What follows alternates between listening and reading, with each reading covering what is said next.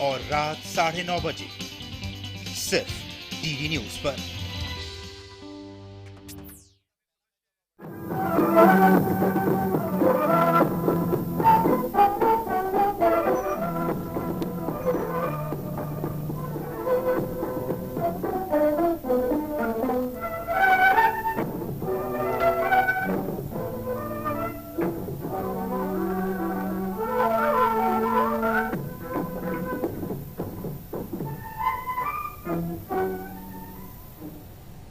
Welcome to Parliament News. I'm Shubhendu Ghosh. First up, news from Lok Sabha.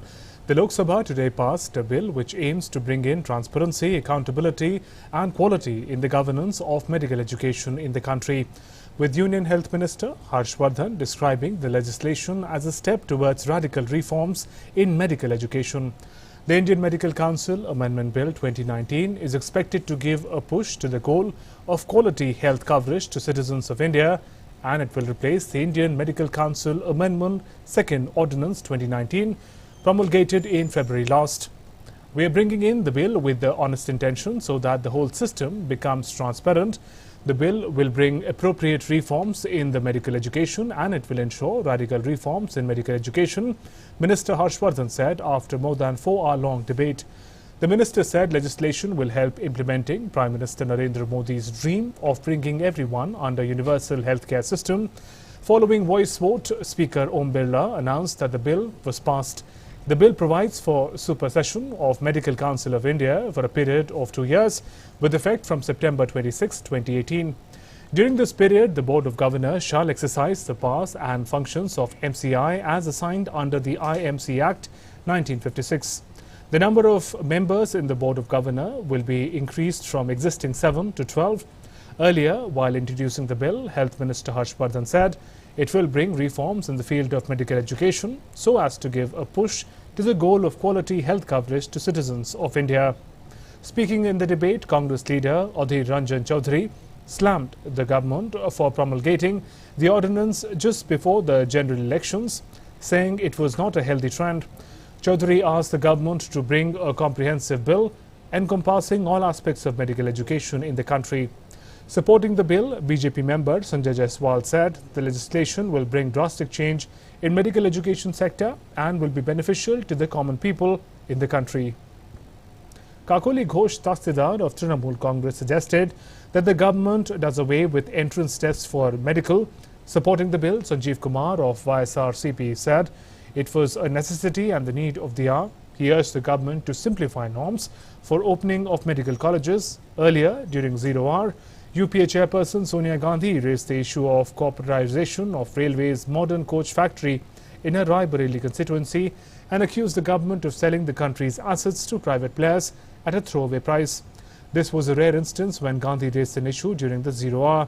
She said the government has decided to corporatize 6 railway production units and the modern coach factory MCF is one of them. On Tuesday, she was the first one to speak during the 0 hour as she rose from her seat. The entire opposition was seen thumping the desks.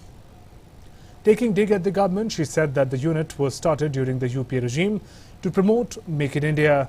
The MCF is the most modern factory of Indian Railways and manufacturers best coaches at cheapest rates, she asserted. She said the future of 2,000 workers remains uncertain due to government's move. The primary job of the PSU is welfare of the people and not to benefit the capitalists, she said. Gandhi also slammed the government for stopping the practice of having a separate railway budget. She also highlighted the condition of Hindustan Aeronautics Limited, Mahanagar Telephone Nigam Limited and Bharat Sanchar Nigam Limited. Samajwadi Party member Shafiqur Rahman Bark said that Muslims in the country were facing problems and several incidents of lynching have been reported in states like Jharkhand. Raising the issue during 0 hour, Bark said, "We have to decide how Muslims would live in this country." The issue prompted an angry response from BJP members. Opposition members also stood at their seats as Lok Sabha Speaker asked another member to raise matter in the 0 hour. Mahua Moitra of TMC said Parliament is becoming a forum to raise West Bengal issues. West Bengal is being singled out unfairly in the House for discussion about violence in the state, she said, adding that things are being generalized. She said violence in states like Uttar Pradesh is not being noticed. And now news from Rajya Sabha. The Rajya Sabha began with the 0 hour. Sanjay Singh of Aam Aadmi Party raised the issue of Israeli liquor company printing photograph of Father of the Nation, Mahatma Gandhi, on its bottles.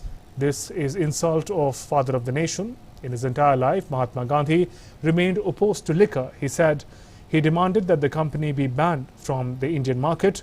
Speaking on the matter, a leader of the opposition, Ghulam Nabi Azad, said that the country is celebrating 150th anniversary of Mahatma Gandhi. He is known world over for his principle of non-violence. He said putting his pictures on liquor bottles is an insult and asked the government to take strict action on this. Chairman Venkaiah Naidu directed External Affairs Minister S. Jaishankar to take strict action against the company. Digvijay Singh of the Congress called for framing a law to regulate fake news and indecent language on social media platforms such as Twitter and Facebook. Digvijay Singh said communal riots and societal divide is being created by circulation of fake news on social media. Chairman M. Venkaiah Naidu said the issue raised was important, but there was need to evolve a consensus, else there would be allegations of trampling freedom of expression. Satish Chandra Mishra of the BSP raised the issue of Uttar Pradesh government removing 17 castes from OBC list and putting them in the SC list. This is completely anti-constitutional. As per Article 341, only Parliament can make such a change. No government has a right to do it, he said. N. Gokala Krishnan of the AIADMK demanded extended 25% reservation to natives and locals of a state in all the 48 central universities. He said 25% reservation for all locals in all courses in Pondicherry University had not been implemented despite the Academic Executive Council accepting such a move in 2013-14. Vijay P. Sahasrabuddhe of BJP said that the government should come out with safety guidelines to check abuse and addiction of online gaming. China provides for showing no blood in games. Australia has banned 220 games, and South Korea does not permit some games to be played by children below 16 years. It is essential to formulate guidelines for online gaming for safety of children, he said. Ramnath Thakur of JDU raised the issue of mushrooming coaching centers and said rules should be framed to check these centers. T.K. Rangarajan of the CPM criticized the move to corporatize the production units of Indian Railways. Corporatization will lead to denial of reservation to SC/ST and OBCs, as such a provision does not apply to private entities, he said. Vishambhar Prasad Nishad of the Samajwadi Party demanded that Rs 3,000 per month be paid to farmers in Bundelkhand region, where crops are being destroyed by cattle.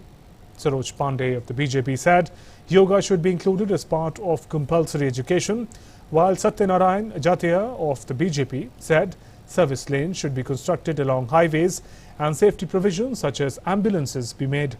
0 hour was followed by special mentions during the question hour. Health Minister Harshvardhan, replying to a question on Nipah outbreak in Kerala, said that we are happy to inform that one person who tested positive is safe.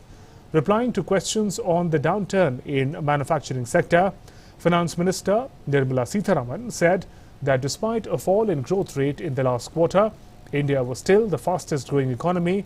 We are still the fastest growing economy. If US has grown in 2019 at 2.3%, India is still above at 7.3% growth. The last quarter's growth may have come down, but India is still ahead, she said. In reply to a question by a member expressing concern over the rising prices of medicines, Health Minister Harshvardhan, referring to Ayushman Bharat scheme, said that we have created outlets all over the country where costly drugs are provided at subsidized rates. In the post-lunch session, the House began discussion on the Homeopathy Central Council Amendment Bill 2019. The bill was moved in the House by Minister for Ayush Shripad Yesso Naik. The House also took up discussion on statutory resolution moved in the House by Benoy Vishram of the CPI, disapproving of the Homeopathy Central Council Amendment Ordinance 2019. Speaking on the resolution, Vishwam alleged that the government has least consideration for parliamentary democracy and have been bypassing parliament by issuing ordinances.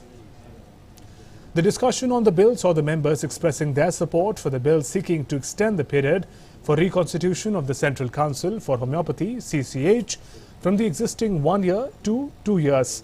Participating in the debate on the bill, P.L. Punia of Congress, while supporting the bill, raised doubts whether corruption would be curbed by way of extending the tenure of Board of Governors. He also asked the government to do something about research in homeopathy. Supporting the bill, Ram Gopal Yadav of SP said the government, if they would bring the bill to set up National Commission on Homeopathy. Ramnath Thakur of JDU, Manoj Kumar Jha, RJD, Tiruchi Siva of DMK, Rajmani Patel of Congress, Vikas Mahatme of BJP, K. Soma Prasad of CPI-M, V. Vijay Sai Reddy of YSR Congress, Ram Kumar Verma of BJP, Vandana Chavan, NCP, Harshvardhan Singh, Dungarpur, Sushil Kumar of Aam Aadmi Party, Madhusudan Mistry and Hussain Dalwai from Congress supported the bill. However, some members also criticized the government for taking the ordinance route to implement their decisions and said parliamentary democracy should not be bypassed. Replying to a discussion on the bill, Ayush Minister Sripad Naik explained to the House that the affairs of Central Homeopathy Council have been entrusted to a board of governors comprising qualified homeopathy doctors and eminent administrators till such a time the council is reconstituted. He said the tenure is proposed to be extended since the council could not be reconstituted within 1 year due to non-updation of state registers of homeopathy during the general elections. Later, the House passed the bill by voice vote.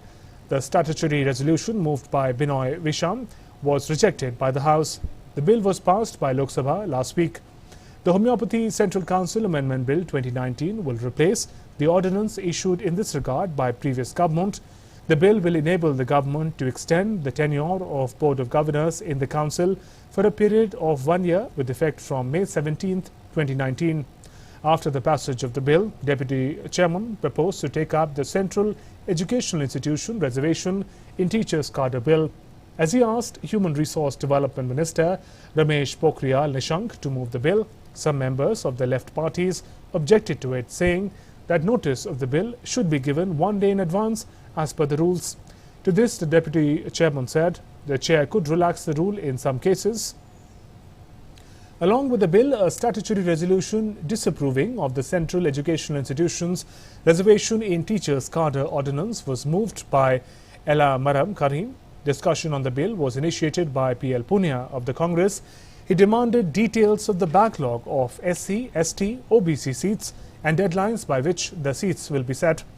He said that there is an exclusion of SC, ST and OBCs in institutions of excellences and state universities. The discussion on the bill continued. Well, that's all in Parliament News. Namaskar.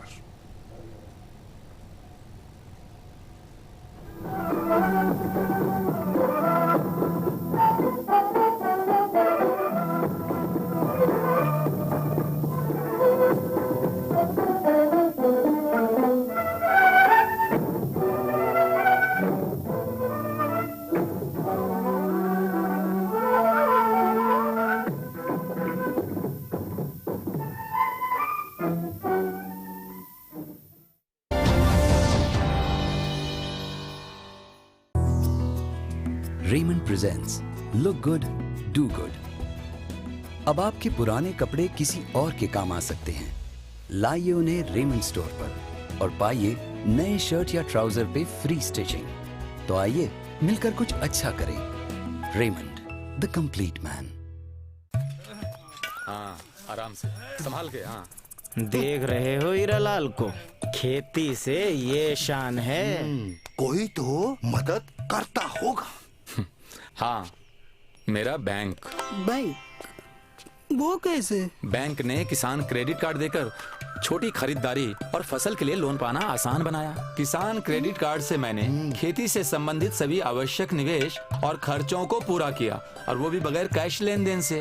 इस खाते का नवीकरण भी आसान है। फिर तो रोज bank जाते होगे। बिल्कुल नहीं, बस थोड़ी सावधानी से सभी लेन देन डिजिटल यानी फोन से या कार्ड से हो जाते हैं। ये लेन देन करते समय इस बात का ध्यान रहे कि आप अपना OTP, पिन, CVV किसी को ना बताएं। खाता खोलेंगे, बैंक से नाता जोड़ेंगे। RBI कहता है जानकार किसान समृद्ध किसान। लेडीज एंड जेंटलमैन, इंडिया का ये इनक्रेडिबल नजारा देखिए। अरे वाह, एक नजारा ये भी देखिए। इंडिया को इनक्रेडिबल बनाए रखने वालों को भी देखिए।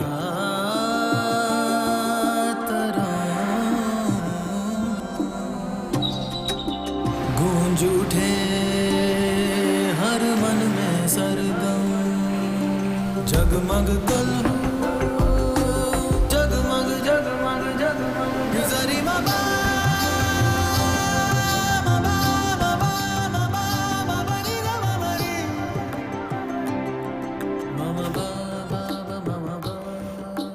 देश स्वच्छ हो निर्मल हो जी। जरा गौर से देखिए, ये है इनक्रेडिबल इंडियंस और इन्हीं से है incredible India. Incredible India.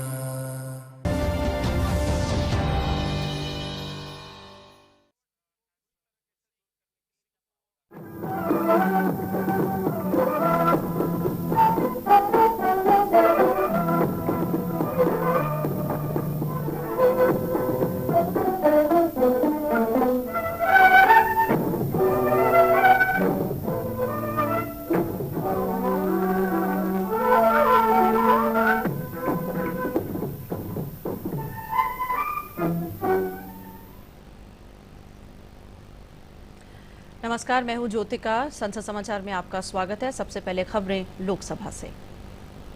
Lok Sabha में आज भारतीय आयुर्विज्ञान परिषद संशोधन विधेयक 2019 को मंजूरी दे दी, जिसमें भारतीय आयुर्विज्ञान परिषद एमसीआई के कार्यों को 2 वर्षों के लिए एक शासी बोर्ड को सौंपे जाने और इस दौरान परिषद को पुनर्गठन करने का प्रस्ताव किया गया है। विधेयक पर चर्चा का जवाब देते हुए स्वास्थ्य एवं परिवार कल्याण मंत्री डॉक्टर हर्षवर्धन ने कहा कि एमसीआई में एक भी सदस्य नहीं होने और रिक्तता की स्थिति बनने के बाद 2010 की व्यवस्था का अनुसरण करते हुए शासी बोर्ड बनाया गया, जिसने पिछले 8 महीने में देश में चिकित्सा शिक्षा के क्षेत्र में बड़े बदलाव और काम किए हैं। उन्होंने कहा कि प्रतिष्ठित डॉक्टरों वाले इस बोर्ड ने पिछले करीब 8 महीने में एमबीबीएस की 15,000 सीटें बढ़ा दी, जो अपने आप में रिकॉर्ड है। बोर्ड ने ज्यादा मेडिकल कॉलेजों की अनुमति दी और नियामक समय सीमाओं को पूरा किया। हर्षवर्धन ने कहा कि ये एक अस्थायी व्यवस्था है और सरकार जल्द स्थायी समाधान के तौर पर राष्ट्रीय आयुर्विज्ञान आयोग विधेयक लेकर आएगी। उन्होंने सदस्यों की चिंताओं को खारिज करते हुए कहा कि सरकार की एमसीआई की स्वायत्तता को खत्म करने का कोई इरादा नहीं है। वे बोर्ड के कामकाज में हस्तक्षेप नहीं करती और केवल कामकाज पर निगरानी रखती है। उन्होंने कहा कि बोर्ड ने अधिकार राज्यों के मेडिकल कॉलेजों में स्नातक स्तर के पाठ्यक्रमों में आर्थिक रूप से कमजोर वर्ग के लिए सीटों को लागू कर दिया है। मंत्री के जवाब के बाद सदन ने अधीर रंजन चौधरी, शशि थरूर, एन.के. प्रेमचंद्रन और सौगात राय के इस संबंध में लाए गए एक सांविधिक संकल्प को निरस्त करते हुए विधेयक को मंजूरी दे दी। विधेयक पर चर्चा में हिस्सा लेते हुए भाजपा के संजय जायसवाल ने कहा कि मोदी सरकार में ऐसे नियम बनाए गए हैं कि कोई संदिग्ध छात्र मेडिकल कॉलेज में प्रवेश नहीं ले सकता। प्रवेश की पूरी प्रक्रिया पारदर्शी हो गई है। द्रमुक के गौतम सिगमणि ने कहा कि स्वास्थ्य राज्यों का विषय है और ऐसे में चिकित्सा शिक्षा व्यवस्था को चलाने में उनकी प्रमुख भूमिका होनी चाहिए। तृणमूल कांग्रेस की काकुली घोष ने कहा कि सरकार को राज्यों के अधिकार क्षेत्र में दखल नहीं देना चाहिए और इस विधेयक का प्रारूप संघवाद के विरुद्ध है। वाईएसआर कांग्रेस के संजीव कुमार ने विधेयक का समर्थन करते हुए कहा कि इससे चिकित्सा शिक्षा और सेवाओं में सुधार होगा। शिवसेना के श्रीकांत शिंदे ने विधेयक का समर्थन करते हुए कहा कि देश में चिकित्सकों की सुरक्षा के लिए कानून बनाया जाना चाहिए। बीजू जनता दल के अनुभव मोहंती ने कहा कि नए संचालन मंडल में चिकित्सा क्षेत्र के विशेषज्ञों को शामिल करना चाहिए। बसपा के कुंवर दानिश अली ने आरोप लगाया कि सरकार हर चीज को खुद अपने हाथ में लेना चाहती है और अब चिकित्सा शिक्षा को भी खुद ही चलाना चाहती है। सपा के आजम खान ने इस विधेयक का समर्थन किया और कहा कि इससे कमजोर लोगों को उम्मीद की नई रोशनी दिखेगी। राष्ट्रवादी कांग्रेस पार्टी के सुनील कतकरे ने कहा कि प्रस्तावित संचालक मंडल में विशेषज्ञों के साथ कुछ ऐसे सांसदों को भी जगह मिलनी चाहिए जो चिकित्सा क्षेत्र की पृष्ठभूमि वाले हैं। चर्चा में आरएलपी के हनुमान बेनीवाल, आईयूएमएल के ईटी मोहम्मद बशीर, आप के भगवंत मान, आरएसपी के एन.के. प्रेमचंद्रन ने भी हिस्सा लिया। लोकसभा में शून्यकाल के दौरान संप्रग अध्यक्ष सोनिया गांधी ने आज सरकार पर रेलवे की बहुमूल्य संपत्ति को निजी क्षेत्र को कौड़ियों के दाम पर बेचने का आरोप लगाया। उन्होंने इस बात पर अफसोस जताया कि सरकार ने निगमीकरण के प्रयोग के लिए रायबरेली के मॉडर्न कोच कारखाने जैसी एक बेहद कामयाब परियोजना को चुना है। उन्होंने निगमीकरण को निजीकरण की शुरुआत बताया। समाजवादी पार्टी के सांसद शफीकुर रहमान बर्क ने झारखंड और कुछ अन्य स्थानों पर भीड़ द्वारा हत्या का मुद्दा उठाया तो भाजपा के सदस्यों ने उनका विरोध किया, जिसको लेकर सदन में हंगामा हुआ। लोकसभा में शून्यकाल के दौरान आज सदस्यों ने पश्चिम बंगाल में कानून व्यवस्था की स्थिति सहित कई मुद्दे उठाए। भाजपा के दिलीप घोष ने पश्चिम बंगाल में कानून व्यवस्था की स्थिति का मुद्दा उठाते हुए कहा कि बैरकपुर से पार्टी के सांसद अर्जुन सिंह पर कई बार हमला किया गया है। भाजपा के लॉकेट सर चैटर्जी ने पश्चिम बंगाल में स्वास्थ्य सेवा क्षेत्र में कटमनी का आरोप लगाया। भाजपा के रमेश बिधूड़ी ने कहा कि दिल्ली में वर्षों पहले भूमिहीन लोगों को भूखंड देने की बात की गई, लेकिन आज भी लोग इंतजार कर रहे हैं। कांग्रेस के शशि थरूर ने तिरुवनंतपुरम से चलने वाली लंबी दूरी की ट्रेनों में वाईफाई सुविधा जारी रखने तथा ट्रेनों में पेयजल एवं शौचालय का उचित प्रबंध सुनिश्चित करने की मांग की। भाजपा के नारायण भाई ने गुजरात के सूरत में कुछ समय पहले एक कोचिंग संस्थान में लगी आग की घटना का जिक्र किया और मांग की कि देश के सभी क्षेत्रों में जिला कलेक्टरों एवं कमिश्नरों को यह सुनिश्चित करना चाहिए कि कोचिंग संस्थानों में सुरक्षा का पुख्ता प्रबंध हो। बीजेपी के चंद्रशेखर साहू ने उड़ीसा में अक्सर आने वाले चक्रवातीय तूफान एवं उनसे होने वाले नुकसान का जिक्र किया। उन्होंने मांग की कि इसके कारण बिजली क्षेत्र को काफी नुकसान पहुंचता है और इसे बहाल करने में काफी समय लग जाता है। भाजपा के संजय जायसवाल ने चिकित्सा क्षेत्र से जुड़े नीट स्नातकोत्तर संकाय में दाखिले का जिक्र करते हुए कहा कि नीट पीजी में 1000 बच्चे दाखिला नहीं ले पाए हैं। ऐसे में स्वास्थ्य मंत्रालय को यह सुनिश्चित करना चाहिए कि इन सीटों को भरा जा सके। कांग्रेस के कार्तिक चिदम्बरम और गुरजीत सिंह, भाजपा के गजानन कीर्तिकर, नलिन कुमार कटीक, रेखा वर्मा, सुनील सूरी, रीति पाठक और कई अन्य सदस्यों ने अपने अपने क्षेत्रों के मुद्दे उठाए। और अब खबरें राज्यसभा से। उच्च सदन में आज केंद्रीय शैक्षणिक संस्था विधेयक 2019 पर चर्चा हुई। चर्चा में अधिकतर दलों के सदस्यों ने विश्वविद्यालयों में बड़ी संख्या में रिक्त पद होने पर चिंता जताते हुए इन रिक्तियों को शीघ्र भरने तथा इन शिक्षण संस्थानों में अनुसूचित जाति, जनजाति एवं अन्य पिछड़ा वर्ग का आरक्षण लागू करवाने के लिए सरकार से कहा। इससे पहले माकपा के इलावरम करीम और अन्य सदस्यों द्वारा इस विधेयक के संबंध में सरकार द्वारा पूर्व में जारी किए गए अध्यादेश को निर्मोदित करने संबंधी एक सांविधिक प्रस्ताव पेश किया गया। विधेयक पर संशोधन लाने का पर्याप्त अवसर पर नहीं देने के विरोध में वाम सदस्यों ने सदन से वॉकआउट किया। विधेयक पर चर्चा में भाग लेते हुए कांग्रेस के पीएल पुनिया ने कहा कि विश्वविद्यालयों में ऐसी रोस्टर प्रणाली होनी चाहिए जिसमें अनुसूचित जाति, अनुसूचित जनजाति एवं ओबीसी को निर्धारित आरक्षण मिल सके। भाजपा के प्रभात झा ने विश्वविद्यालयों में रिक्त पड़े पदों पर शीघ्र नियुक्ति की सरकार को सलाह देते हुए कहा कि रोस्टर प्रणाली के जरिए सभी निर्धारित वर्गों को आरक्षण मिलना चाहिए। सपा के रामगोपाल यादव ने कुछ विश्वविद्यालयों में ओबीसी आरक्षण की सीमा को घटा दिया है। उन्होंने कहा कि इस सीमा को घटाने का अधिकार संबंधित विश्वविद्यालयों के कुलपतियों को किसने दिया। चर्चा में अन्ना द्रमुक के नवनीत कृष्ण, तृणमूल कांग्रेस के अबीर रंजन विश्वास, बीजेपी के प्रसन्न आचार्य, जदयू के आरसीपी सिंह, माकपा के रागेश और राजद के मनोज झा ने भाग लिया। चर्चा अधूरी रही। केंद्र ने आज कहा कि उत्तर प्रदेश की भाजपा सरकार को निर्धारित प्रक्रिया का पालन किए बिना अन्य पिछड़ा वर्ग में शामिल 17 समुदायों को अनुसूचित जाति की सूची में शामिल नहीं किया जाना चाहिए था। सामाजिक न्याय एवं अधिकारिता मंत्री थावरचंद गहलोत ने राज्यसभा में शून्यकाल के दौरान ये बात बसपा के सतीश चंद्र मिश्र के इस संबंध में एक मुद्दा उठाए जाने पर कही। थावरचंद गहलोत ने कहा कि किसी भी समुदाय को एक वर्ग से हटाकर दूसरे वर्ग में शामिल करने का अधिकार केवल संसद को है। उन्होंने कहा कि पहले भी इसी तरह के प्रस्ताव संसद को भेजे गए लेकिन सहमति नहीं बन पाई। मद्यपान के विरुद्ध देश भर में जन आंदोलन छेड़ने वाले राष्ट्रपिता महात्मा गांधी की तस्वीर का उपयोग इजराइल की एक कंपनी द्वारा शराब की बोतल पर कथित तौर पर किए जाने का मुद्दा राज्यसभा में उठा और आम आदमी पार्टी के सदस्य संजय सिंह ने इस पर रोष जताते हुए सरकार से तत्काल कड़े कदम उठाने की मांग की। आप सदस्य की इस मांग से सहमति जताते हुए सदन में विपक्ष के नेता गुलाम नबी आजाद ने कहा, देश महात्मा गांधी की 150वीं सालगिरह मना रहा है। बापू को लेकर इस तरह की घटना देश के लिए शर्मनाक है। सरकार को चाहिए कि इस बारे में आवश्यक कदम उठाएं और इस कंपनी को देश में आने न दे। सभापति एम वेंकैया नायडू ने सदन में मौजूद विदेश मंत्री एस जयशंकर से इस मामले को देखने और समुचित कदम उठाने को कहा। कांग्रेस के वरिष्ठ नेता दिग्विजय सिंह ने ट्विटर और फेसबुक जैसे सोशल मीडिया मंचों पर फर्जी खबरें और आपत्तिजनक भाषा के नियमन के लिए एक कानून बनाने की मांग की। सभापति एम वेंकैया नायडू ने कहा कि ये एक महत्वपूर्ण मुद्दा है, लेकिन इस पर सहमति बनाए जाने की जरूरत है, अन्यथा अभिव्यक्ति की स्वतंत्रता को बाधित करने के आरोप लग सकते हैं। कांग्रेस के वरिष्ठ नेता ने मांग की कि एक समग्र कानून बनाया जाना चाहिए ताकि सोशल मीडिया पर आपत्तिजनक भाषा, फर्जी खबरें तथा इनकी वजह से होने वाले सांप्रदायिक वैमनस्य पर रोक लगाई जा सके। भाजपा के विनय पी सहस्त्रबुद्धि ने बच्चों में ऑनलाइन गेम्स की बढ़ती लत पर चिंता जताते हुए सरकार से रक्षात्मक दिशा निर्देश जारी करने की मांग की, ताकि बच्चों को ऑनलाइन गेम्स के प्रभावों से बचाया जा सके। अन्ना द्रमुक KN गोकुल कृष्णन ने देश के सभी 48 विश्वविद्यालयों में मूल निवासियों तथा स्थानीय लोगों को 25% आरक्षण दिए जाने की मांग की।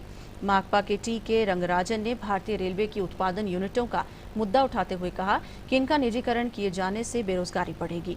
जदयू के रामनाथ ठाकुर ने बहुतायात में चल रहे कोचिंग संस्थानों का मुद्दा उठाते हुए कहा कि भारी भरकम फीस लेने वाले इन संस्थानों में विद्यार्थियों की सुविधा और सुरक्षा के लिए समुचित कदम नहीं उठाए जाते। रामनाथ ठाकुर ने पिछले दिनों सूरत के एक कोचिंग संस्थान में आग लगने की घटना का जिक्र करते हुए कहा कि इस हादसे में कई छात्रों की जान चली गई। ये स्थिति अत्यंत भयावह है। उन्होंने सरकार से जगह जगह खुल रहे कोचिंग संस्थानों के लिए नियम तय करने की मांग की। भाजपा के नेता विजय गोयल ने 370 साल पुराने चांदनी चौक की हालत सुधारने की मांग करते हुए कहा कि समय रहते कदम न उठाने पर गंगा जमुनी तहजीब की ये अनूठी नजीर दम तोड़ देगी। सपा के विशंभर प्रसाद निषाद ने बुंदेलखंड में सूखे की वजह से किसानों की हालत चिंताजनक होने का उल्लेख करते हुए इन किसानों को प्रति माह 3,000 रुपये बतौर पेंशन दिए जाने की मांग की। भाजपा के सत्यनारायण जटिया ने कहा कि राजमार्गों के साथ साथ सर्विस लेन भी बनाई जानी चाहिए। इसी पार्टी की सरोज पांडे ने योग को अनिवार्य शिक्षा का हिस्सा बनाए जाने की मांग की। तृणमूल कांग्रेस के मानस रंजन भुइयां ने पश्चिम बंगाल के खड़गपुर में व्यास पेयजल संकट का मुद्दा उठाया। मनोनीत सदस्य की KTS तुलसी ने रियल एस्टेट क्षेत्र से जुड़ा मुद्दा और भाजपा के किरोड़ी लाल मीणा ने आदिवासियों से जुड़ा मुद्दा उठाया। शून्यकाल में ही कांग्रेस के वरिष्ठ सदस्य मोतीलाल वोरा ने केंद्र सरकार के एक देश एक राशन कार्ड के विचार की सराहना की, लेकिन ये भी कहा कि इसे कार्यान्वित करने से पहले देश भर में सार्वजनिक वितरण प्रणाली को दुरुस्त करना होगा। विशेष उल्लेख के जरिए अन्ना द्रमुक के T रत्नावेल, भाजपा के हरनाथ सिंह यादव, NPF सदस्य KG कान्य तथा YSR कांग्रेस के विजय साई रेड्डी ने भी लोक महत्व के मुद्दे उठाए। और इसी के साथ संसद समाचार में बस इतना ही। इजाजत दीजिए। नमस्कार।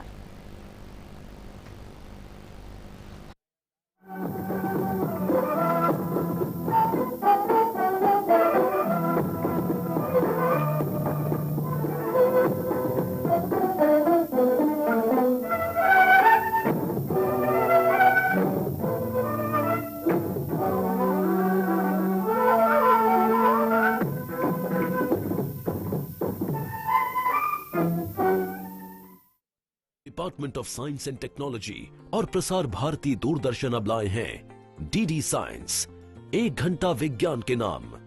हर रोज सोमवार से शनिवार शाम 5 से 6 बजे तक।